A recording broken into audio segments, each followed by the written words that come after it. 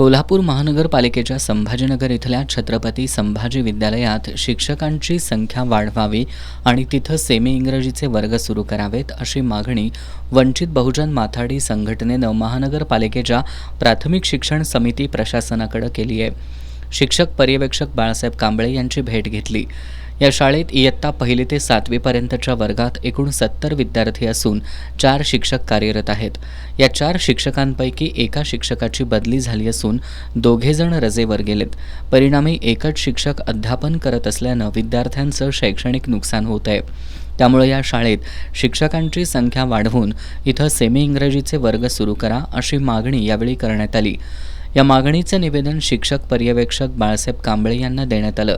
या शिष्टमंडळात वंचित बहुजन माथाडी संघटनेचे अध्यक्ष संजय गुदगे, शहर महिला सचिव कल्पना शेंडगे, हातकणंगले तालुका अध्यक्ष सलमा मेमन, सुहासिनी माने, संभाजी कागलकर, बाळासाहेब कांबळे, अविनाश बनगे यांचा समावेश होता.